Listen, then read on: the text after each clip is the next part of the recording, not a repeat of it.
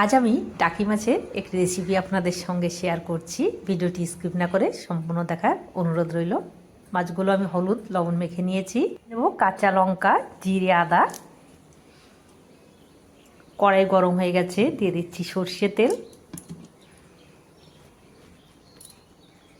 এবার মাছগুলো ভেজে নেব।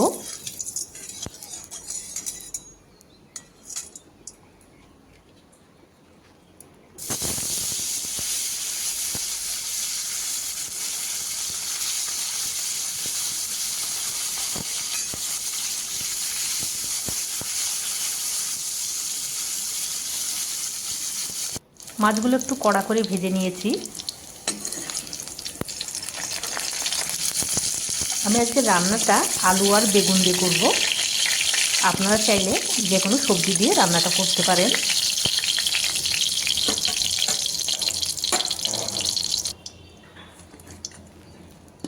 এই তেলে এবার আমি বেগুনগুলো ভেজে নিচ্ছি। বেগুনগুলো এরকম ডুমো সাইজের করে কেটে নিতে হবে। আপনারা চাইলে আলু বেগুন একসঙ্গে কষিয়ে নিতে পারেন। আমি শুধু বেগুনগুলো আগে ভেজে নিচ্ছি।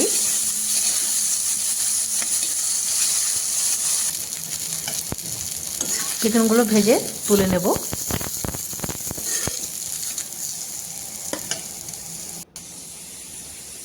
এবার কড়াইতে দিয়ে দিচ্ছি আর একটু সর্ষে তেল।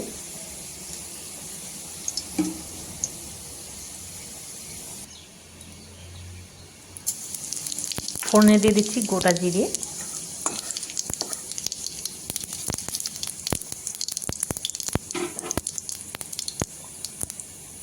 এবারে আলুগুলো দিয়ে দেব।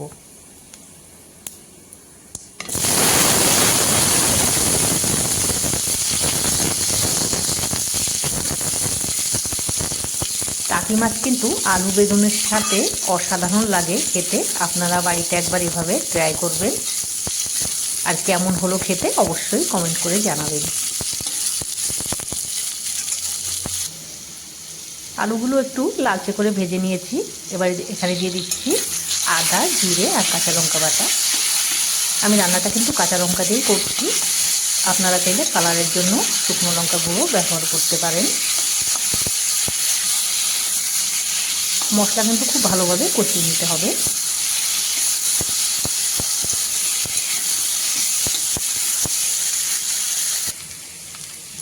মশলা কষানো হয়ে গেছে, দিয়ে দিচ্ছি একটা টমেটো।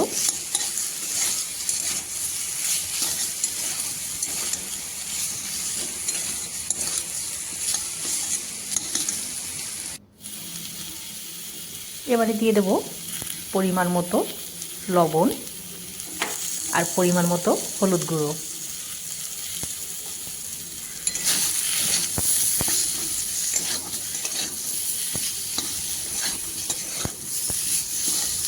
যারা এই ভিডিওটি দেখছেন লাইক করতে ভুলবেন না। সবজি খুব ভালোভাবে কষিয়ে নিয়েছি। এবার দিয়ে দেবো ঝোলের জন্য পরিমাণ মতো জল।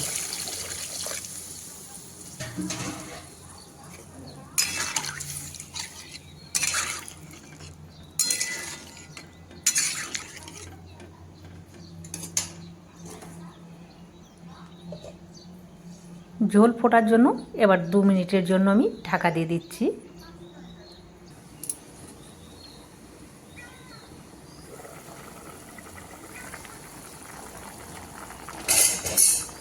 ঝোল ফুটে গেছে, এবার আমি দিয়ে দেবো ভেজে রাখা মাছ আর ভেজে রাখা বেগুন।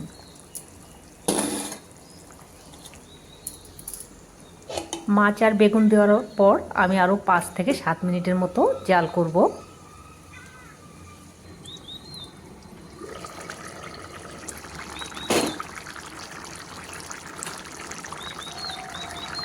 এবার একটু ধনে পাতা ছড়িয়ে নামিয়ে নেব। রান্নাটা আমার হয়ে গেছে।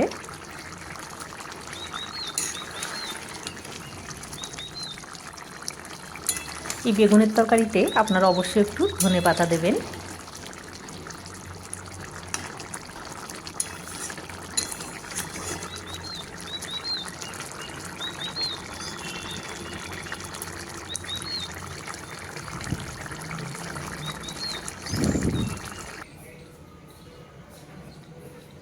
ভিডিওটি ভালো লাগলে লাইক শেয়ার সাবস্ক্রাইব করবেন।